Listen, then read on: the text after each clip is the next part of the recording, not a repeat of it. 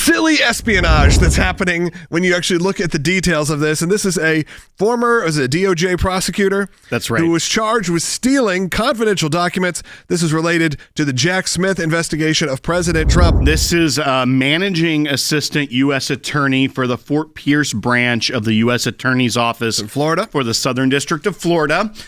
Here's the irony here.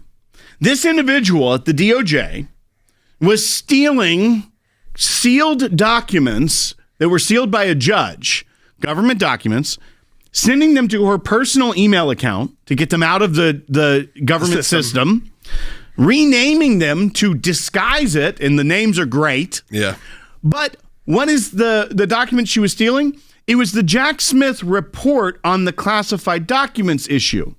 So one, there was a ton of issues with that prosecution because he was a former president. Where did he declassify? There were genuine questions of legal merit when it came to that. And then he was reelected. Judge Eileen Cannon dismissed the case and also ordered a seal of Jack Smith's report because it was no longer relevant.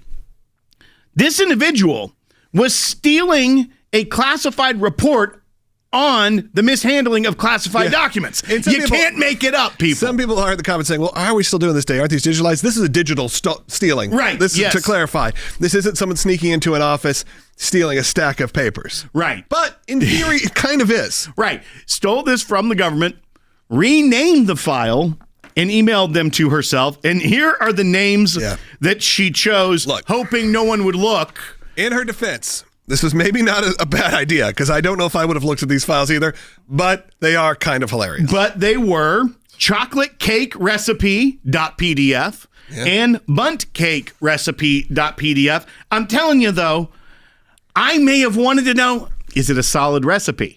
Yeah. I would have wanted to see what was going on. If she's famous for bringing in these cakes to office parties, maybe I'd open it up and check. We also know how even search works now. It searches through the documents. It's not just the titles. It's that much worse when attorneys do this.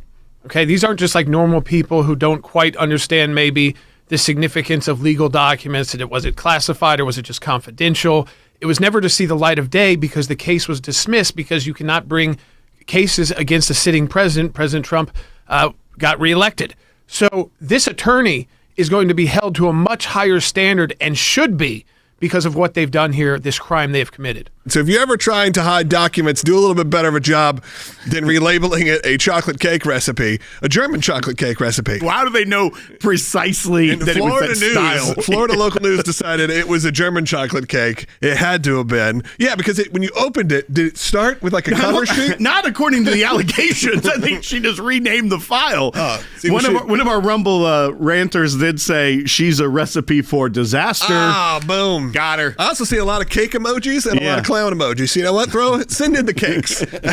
They would send in the birthday cakes through if you're on YouTube chat. She's been charged. She faces up to 20 years in prison, and this all comes on the heels of we saw James Comey still giving this call to action. Did they say why she wanted to do this? In the indictment, it does not. It does not say the why she wanted to, but they also don't have to prove that. No, I'm just curious more than anything of why you felt like this was worth risking your life in prison. Because you're already in your 60s. You're talking about the rest of your life potentially in prison over stealing a document. I want to replay what we led this week with. This is a bite from James Comey on Meet the Press and what his kind of call to action to people that work in government, that work in the DOJ, work in the FBI. Here is what he had to say to them. Bite one. Something is seriously broken at the top, but I have great confidence in the people down below who are just trying to hang on. And I'm urging them, hang on 2.5 years, and then we can rebuild these institutions. But we need good people in those roles.